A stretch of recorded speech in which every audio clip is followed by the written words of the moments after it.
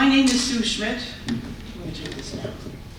I want to just have an agreement. If anyone cannot hear me at any point because I moved my face or whatever, please just raise your hand. I won't ask if you have a question. I'll just pay attention to the microphone. My first question for all of you is, how many of you have ever been on a blind date? Show of hands. Blind date. Okay, now those of you who went on a blind date, how many of you would do it again? All right. We have a very brave and willing group here.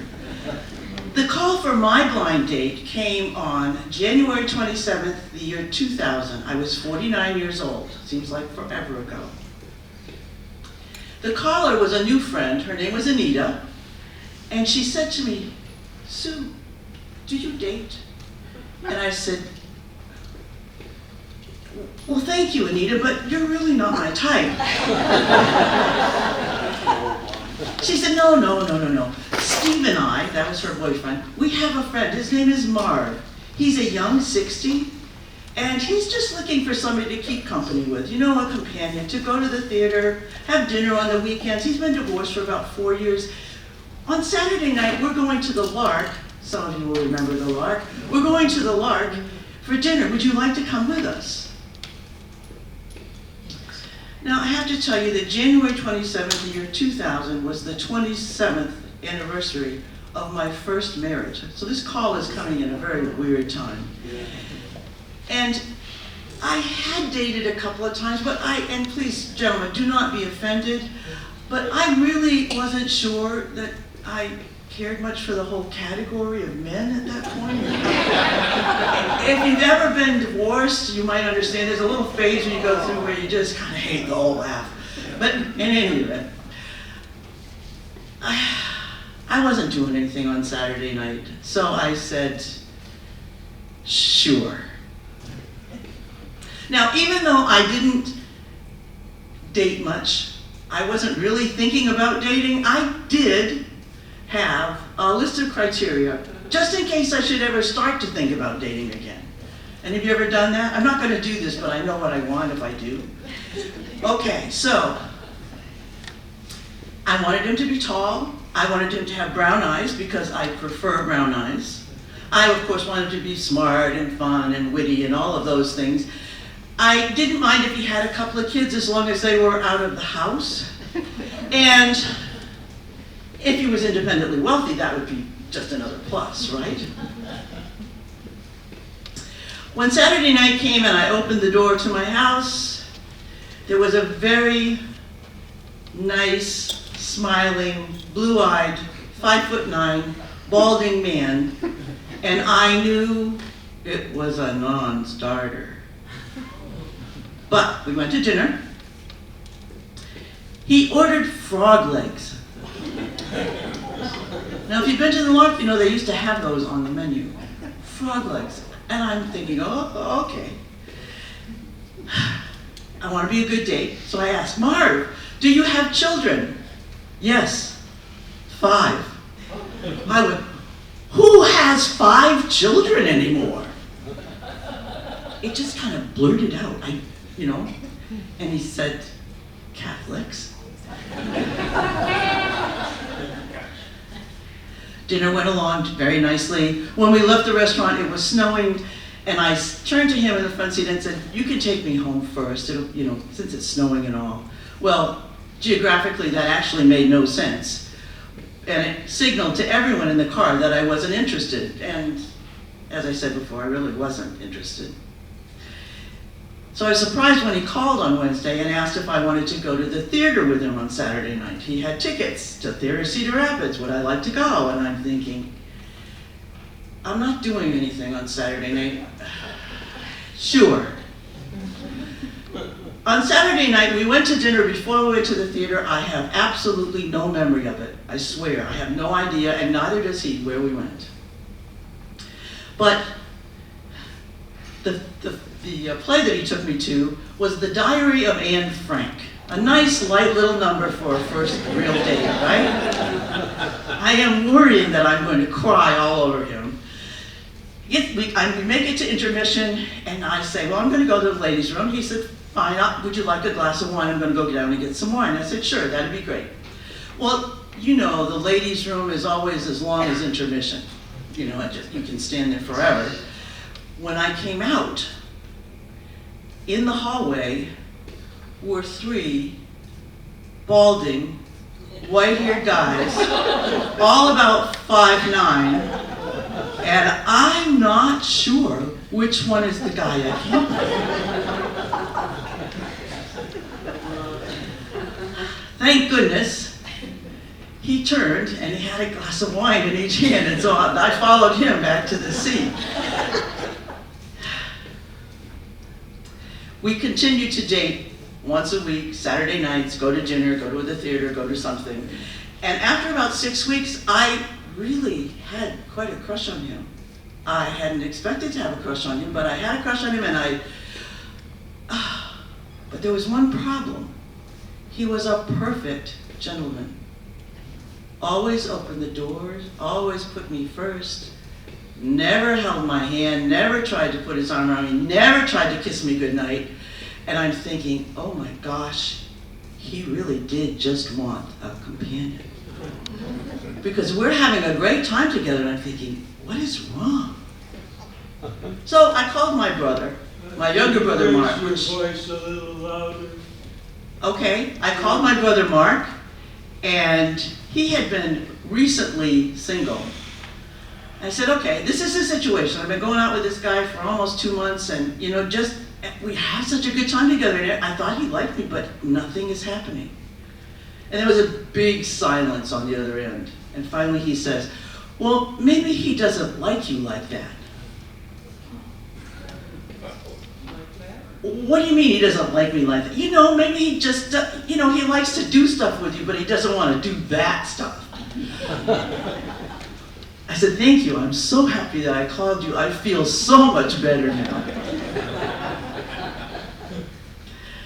I am happy to report that on our very next date, Marv did kiss me goodnight. And that was 23 years ago, and next week we will have been married for 22 years.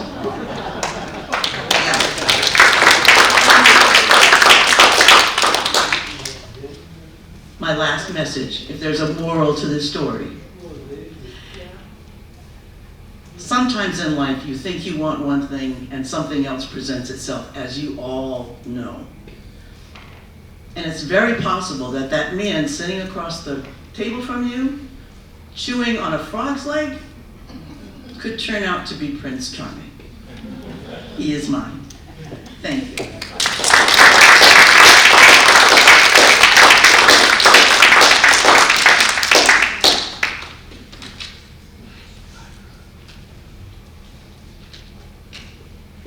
I tried to introduce myself to as many of you as I could ahead of time. My name is Sue Schmidt. I am the executive producer of TellersBridge. And TellersBridge is a small group. There are 6 of us. 5 guys and me. How do you like those numbers? We are a storytelling group. We are mostly retired.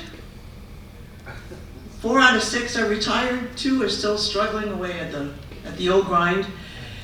And we bonded together back in 2019.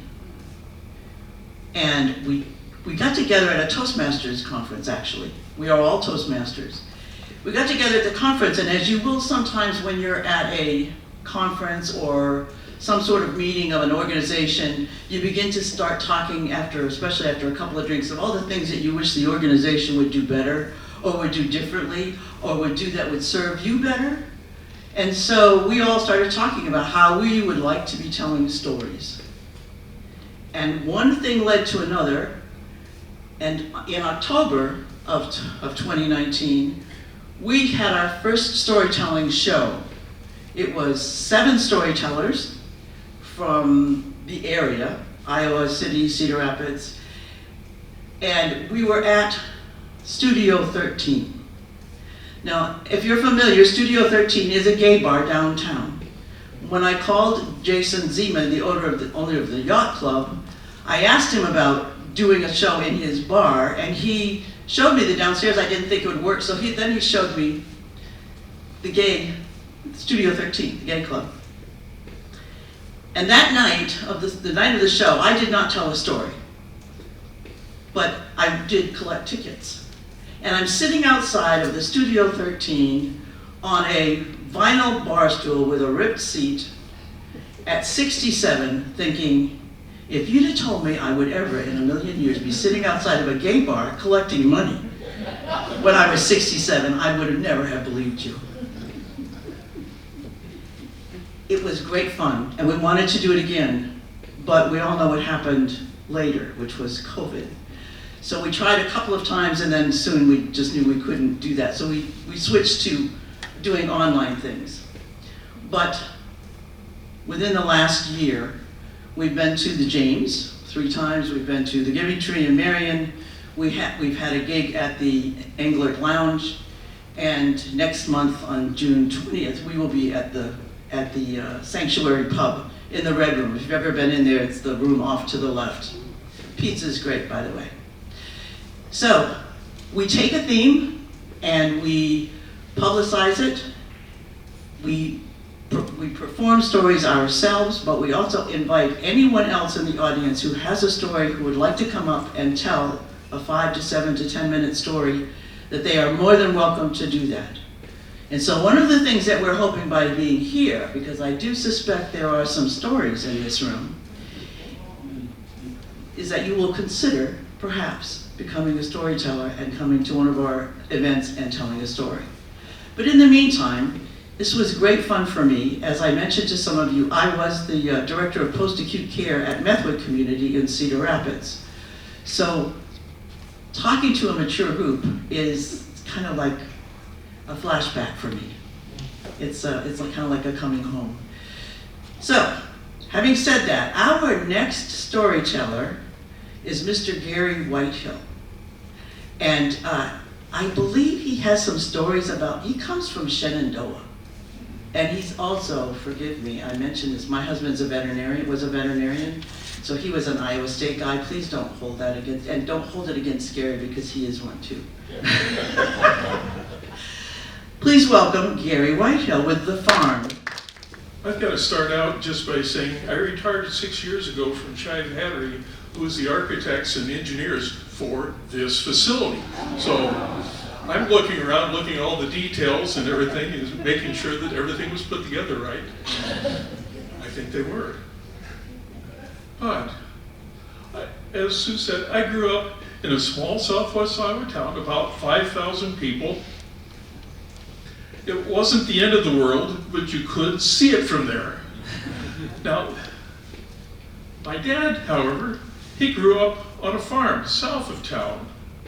And he had a large family that he came from. There were 9 kids. He was one of 4 boys, and there were 5 girls in there. And being a small town and a farming community, of course, I had lots of relatives that grew up on farms and had farms. But there was one farm that we knew simply as the farm. That was my Uncle Lee and Aunt Opal's farm. Now, Uncle Lee and Aunt Opal had a yours, mine, and ours family of 11 kids, okay? Uncle Lee and his first wife, Annie, had 5 boys, and then his wife unfortunately died of an aneurysm in the mid-30s. And Opal came in, she was a widow with her own son, and he came in to help take care of this brood, and they got married and had 2 boys, 2 girls, and another boy to top it off. Now, the youngest was about 3 years older than I was, but we used to love to go out to the farm and had adventures. Now, we were very, very naive about life on a farm. I can tell you that my cousin Barbara used to tease us and call us the city slickers. And I'd get mad. They'd say, we're not city slickers, we're small town slickers. We used to have all kinds of adventures out there.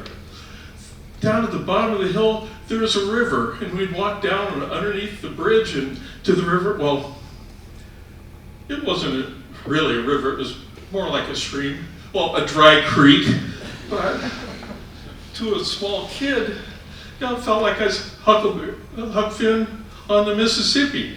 And we'd have all kinds of adventures down at that dry creek. But most of the things the fun we had were up at the farm. They had this cart, they called it. It had 4 steel wheels, with a weathered old plank between the wheels and a rope that you'd steer it with in the front, and we'd line up one behind the other, and bump down the hill, trying to throw each other off. And there was 2 trees down at the bottom of the hill, and we'd try to make it right between those 2 hidden trees. And sometimes we made it.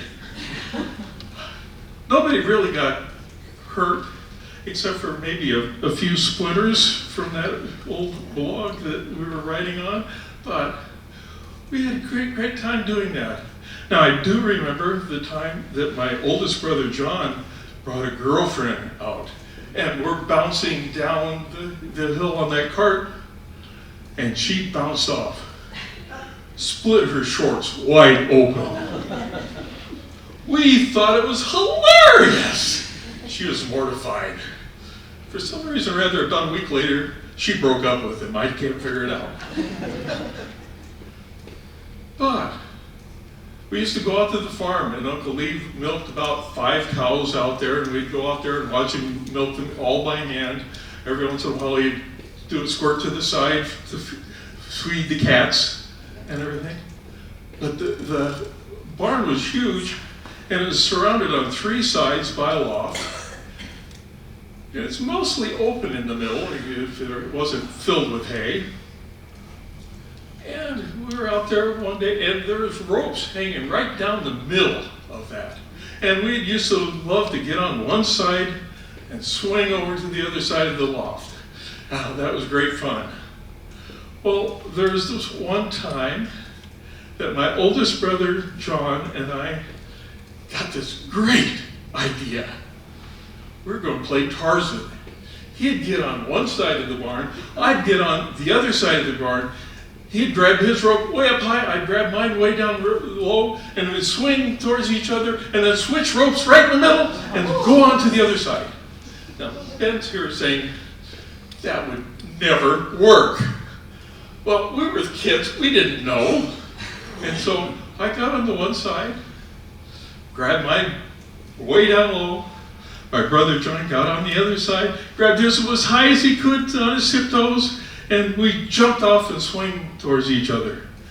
And as I was getting close to the middle, I noticed all I could see was my brother's size 12 Converse All-Stars swinging right to my face. Oh, since I'm standing here today, I survived, but he swung his legs out just in time.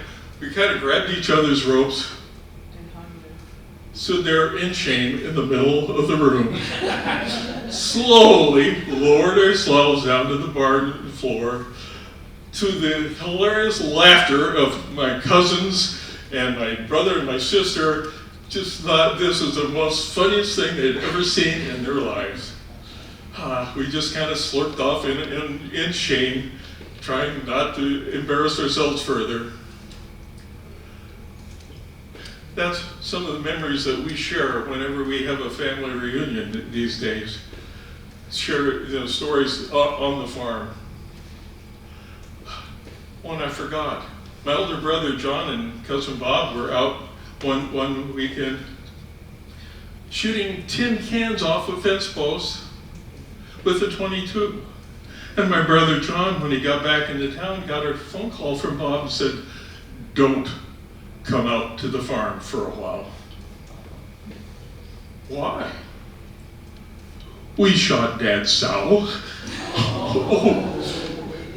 John said Uncle Lee never mentioned it to him. That was our family. But I hope each of you have fun stories from your childhood that you can share with each other, with your relatives, and your friends. I sure have mine. You may be wondering why we do this. I mean, why do we? Well, let me tell you what we do. We have workshop together twice a month. We have 2 shows a month. And the business part of this gets together every Sunday morning at 9 on Zoom. Have you all done Zoom? My Zoom is terrible. I live in Seoul and we don't have great internet. I get flack all the time. But we started just because we wanted to tell stories. And I think as we've gone on, and in some of the places where we've spoken, we've gathered more storytellers, so the next time we show up, they come back and they tell another story or a different story, and sometimes they bring friends to do that as well. It's just a lovely way to build community around an interest. We all have stories to tell. And we get so much out of hearing each other's stories and helping each other make our stories better that we continue. We're never going to get rich.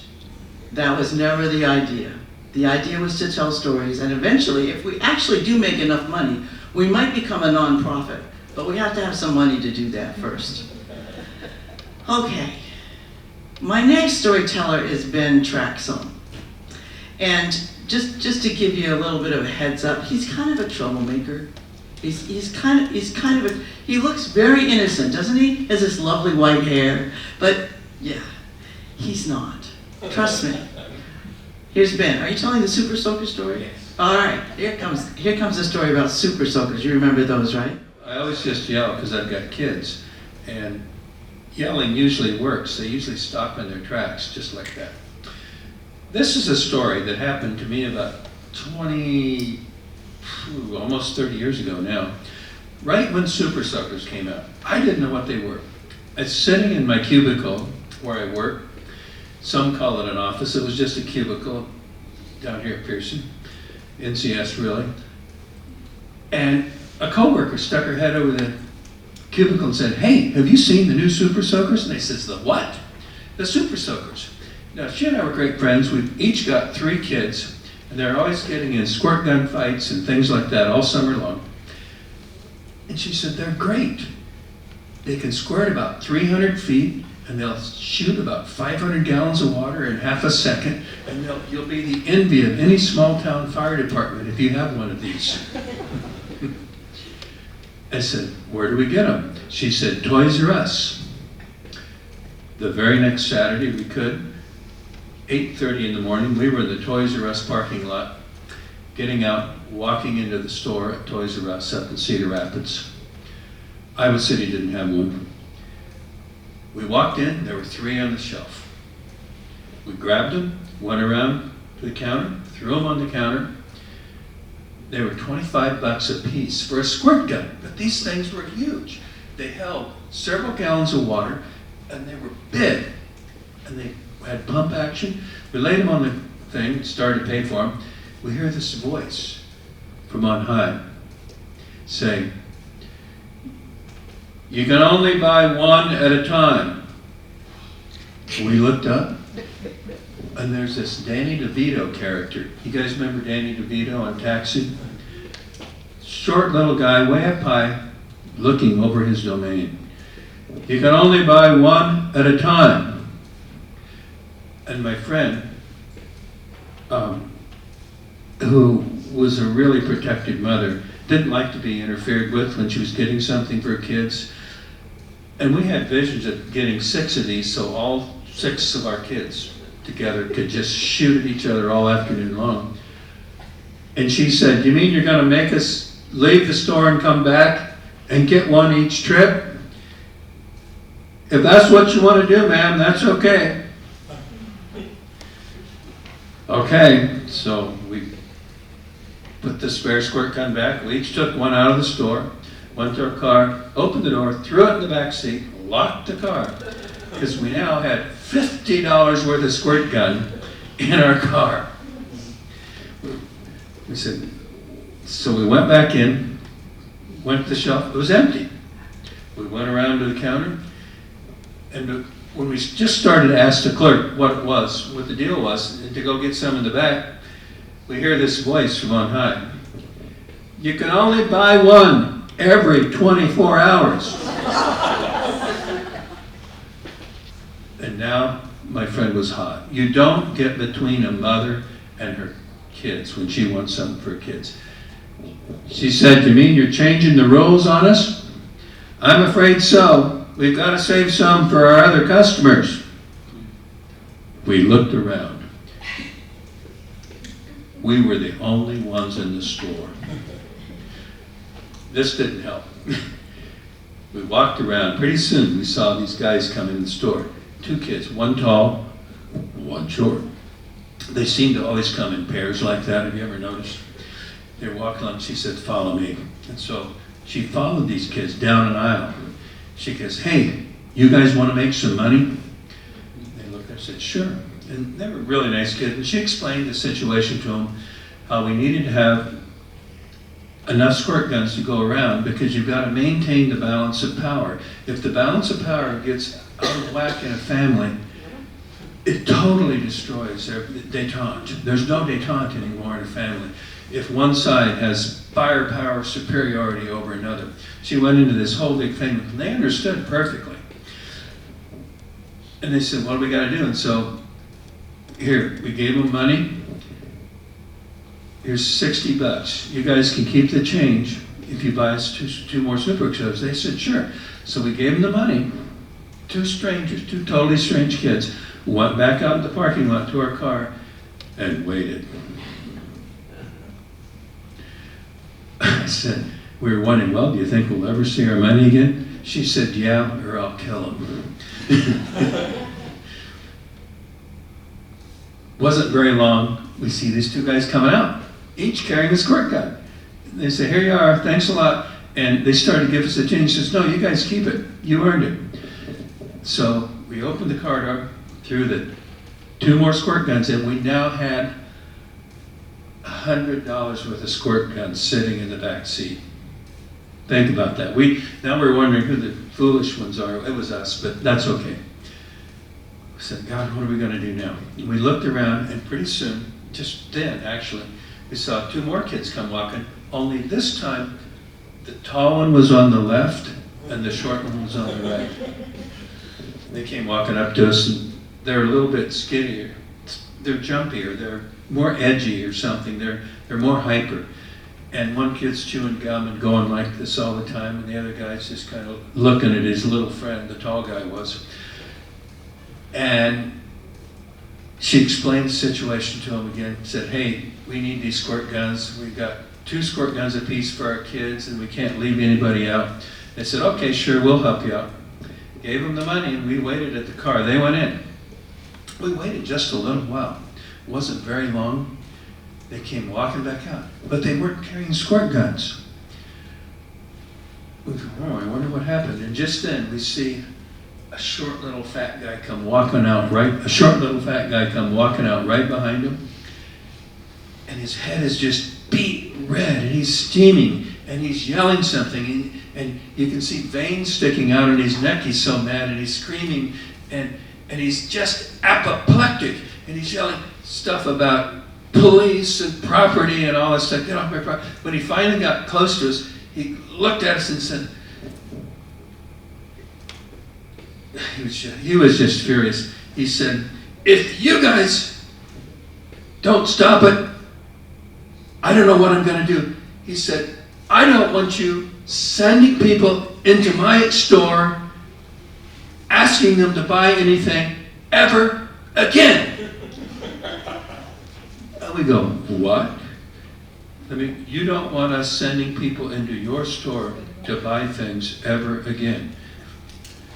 And he was just furious. He said, that's right. And if you don't leave my property right now, I'm calling the police. And just when he said that part about the police, a nice lady, respectable person, drove up in a Lincoln and had just gotten out and heard that part and said, what did you 2 do? we were sending people into his store to buy things, ma'am. Shame on you. She said, I'm here to buy my kids a Super Soaker. And so with that, we just left, got in the car and left. And about a week and a half later, we got a Super Soaker for our other kids, each of us, somewhere else. But we had a lot of fun doing that. And I hope you guys have had adventures like that too, with people who are taking life way too seriously. I mean, we were trying to have fun, and this guy was just angry all the time. Life is way too short to be mad all the time, I think. Anyway, with that, I'll turn it back to Sue. Thank you.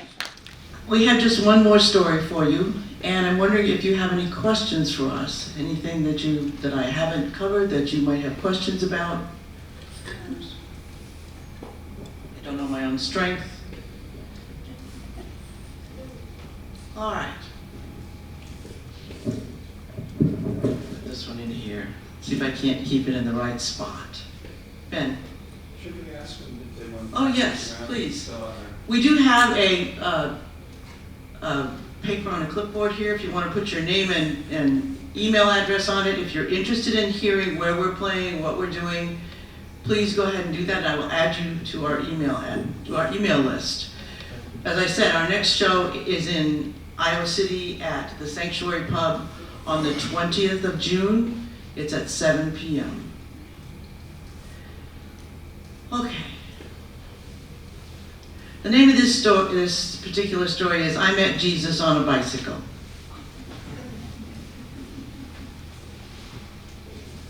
It's a hot July morning. I am 49 years old, and I'm headed up the first hill of my first RAGBRAI. In front of me is a man on a little teeny bike, and he's shaped like a wedge of Parmesan cheese. And he's going back and forth and back and forth, and I can hear as I get closer to him that he cannot shift gears. I know that I can't afford to slow down on this particular hill. I do not want to do the walk of shame, the RAGBRAI walk of shame, over on the shoulder on the very first day. So I look to the left and I think maybe I could go out into this lane, but that's full of 20-somethings who are probably going 15 miles an hour up the hill. And on this side, just as I turn, here comes a lovely little elderly couple, straw hats, on a tandem. She's in a ruffly shirt buttoned up to here, and they are just cute going up, and I thought, well, I can get in that lane. And I do. And I try to speed up so that I can get past Mr. Parmesan because he's still doing this on the bicycle. And sure enough, I pull right up next to him, and when I do, he falls. And when he does, he punts me and my bicycle into the ditch. RAGBRAI's not going so well. In fact, in general, life for me has not been going very well. A year ago, my husband of 26 years left me for another woman. The next month, a man broke into my house, and if it hadn't been for my dog Daisy barking her head off, I would never have known he was there. Then very next month after that, Daisy, running around in the yard, broke her stifle. You know, that elbow in the back leg that sticks out? And she broke the stifle and had to have three surgeries to get it fixed. And I have an 18-year-old who's about to go to college, and I am newly single, and I am thinking, oh my gosh, how am I going to do this? But you can't put a dog to sleep that just saved your life, right? So we kept her, and life went on. December, Christmas, you can just imagine what that was like that very first year. But in January, my oldest daughter, Sarah, sat me down and said, Mom, we need to have something to look forward to. I said, okay. Now, life has not been going so well for me, so I'm not really excited about poking the bear. I'm thinking if I could just keep my head down and get through the next few months, that would be good. But she says, no, we need something more than that. What do you have in mind, Sarah? I think we should go on RAGBRAI. Now, as I said, at that point, I was just barely 49 years old. I had not been on a bicycle in 20 years. But what did I know? So I said, sure, we'll just do it. We'll go on RAGBRAI. Okay, so the first night we get in, and it's really hot. It's 96 degrees. It's very humid. And we are in some place on the very western part of Iowa, near the Missouri River. And I want nothing more than a shower and some dry clothing. I just, Well, if any of you have ever been on RAGBRAI, you know that showers are, you never know where the shower is going to be. And in this particular night, it is at the women's gym in the high school. Okay, so we get there, and there's a line of about 40 women, and you have to, well, they're all naked. They're all naked standing in line. Have you ever been naked standing in line with a crowd of women that you don't know? I mean, you can't make regular conversation. You can't say, gee, that's a cute blouse you have on, because there isn't any blouse. And you can't admire their shoes because there aren't any shoes. And you can't say anything about the toenail polish because if you go down there, you got to come all the way back up, and you just can't. You have to look right in the eyes the entire time. I never liked girls' gym. I never liked getting undressed in front of anybody. This is like a deal breaker for me. I'm thinking, I am not doing this every day. But I promised Sarah, and so here I am. So we get in line, and we do what everyone else is doing, which is staring at the 10 women who are in the part of there's this great big doorway, and they are in the shower room. There are spigots coming out of the ceiling, about 10, maybe 12 of them. So we're all 40, 50 of us staring at them while they shower. I can hardly wait. And when it's my turn, of course, the spigot that's available is the one right inside the door. So I had the unmitigated pleasure of knowing that there are at least 100 eyeballs on me the entire time. And when I get done, I am just as mad as a wet hen. But, like I said before, I promised Sarah. So that's how it all started out. And now this morning, I'm in the ditch. I'm laying in the ditch, and I'm thinking to myself, am I broken anywhere? You just kind of do an internal survey. Does anything really hurt? And the fact is, I don't really feel much of anything. And I hear this voice that says, take my hand. It's a guy's voice. Take my hand. And I look up, and here is the most drop-dead gorgeous man I have ever seen in my life. And he has his hand out to me. Okay.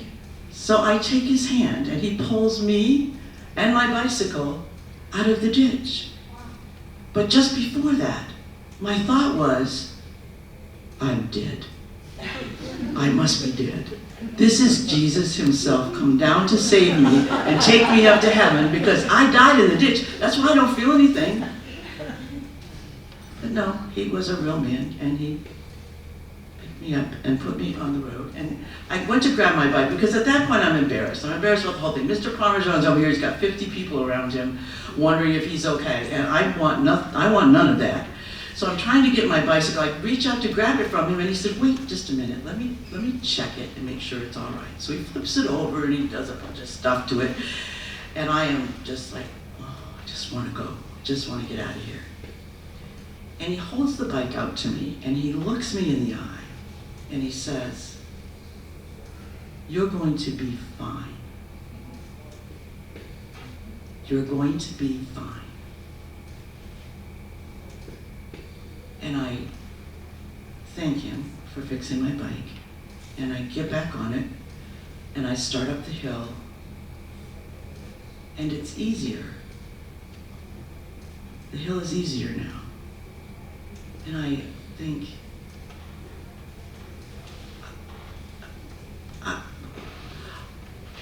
that was what was that? Was that Jesus was that Jesus telling me it's all right, I'm gonna be fine? If I go back and tell people in a story that, I met Jesus on a bicycle and he fixed my bicycle for me and told me everything would be fine and off I go, would they believe it? No, of course not. But I did feel lighter, and I did feel hopeful, and I did feel grateful. And so here I am telling you, I met Jesus on Right Breath.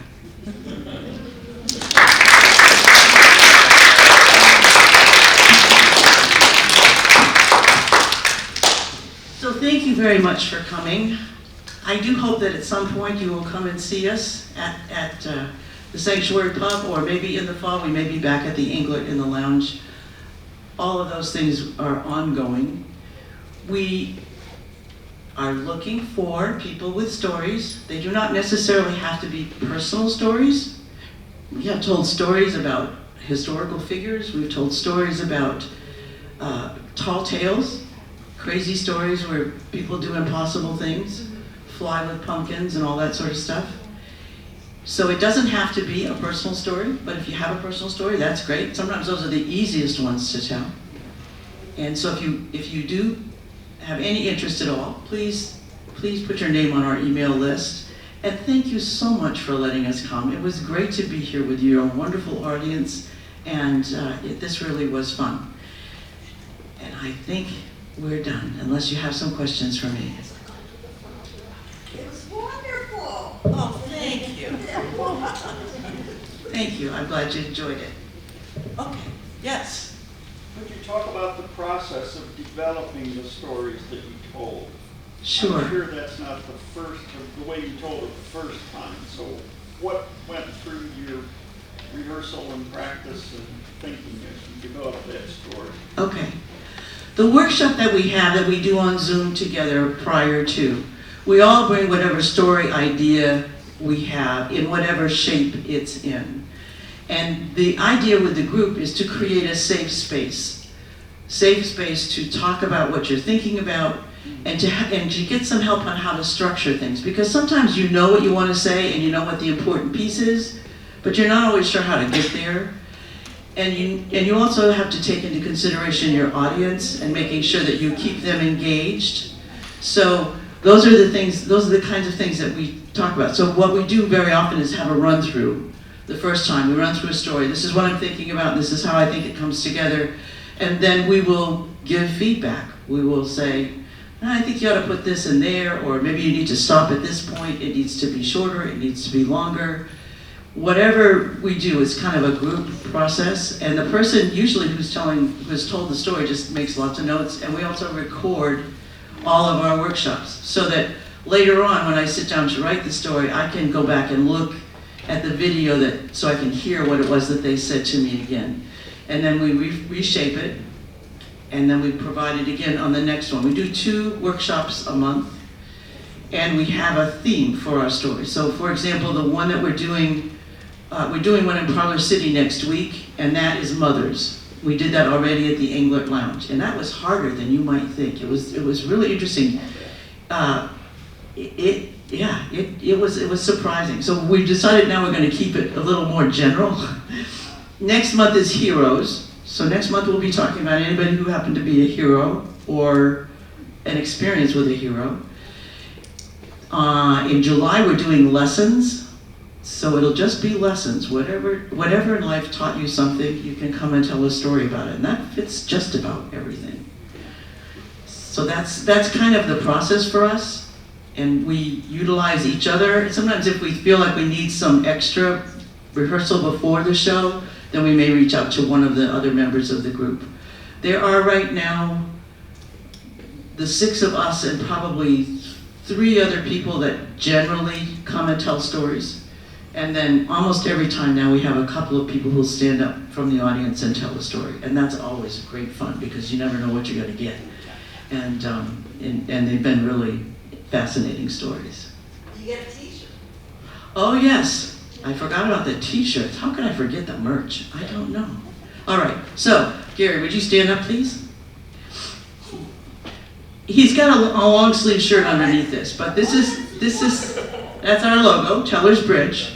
It comes from the idea of trying to connect people through story, and that is the classic.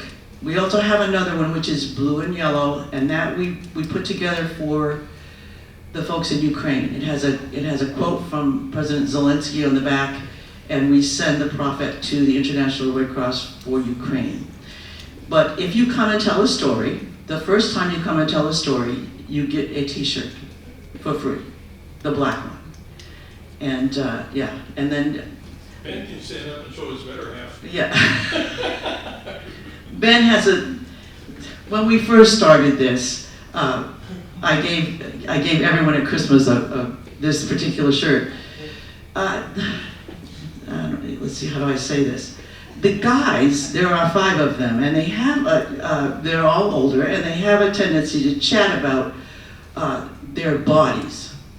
You know, the parts that don't work, or the parts that are slow, or the parts that hurt, or whatever. So I started calling them the Body Parts Gang, because they always talking about their body. You know, it's like, okay. But I have to allow them, you know, sometimes 15 minutes to get through the litany of whatever it is that they've complained about. so, yes, he is a founding member of the Body Parts Gang, and that's what that is, yes. So, anyone else? Did I forget anything else, Kathy, that you can think of? We have a great time. I hope you'll consider joining us, but this was lovely, and happy to see you all. Ben? Oh, if you want to know when our next shows are, get on our mailing list by putting your email address on that clipboard. And I will send you an email that says these are our next shows. I'm sorry? We also have a website, TellersBridge.com. TellersBridge, all one word, .com. And yeah, I hope to see you all again. And some of you look familiar. Yes, Kathy, for sure. All right. Thank you very much for having us.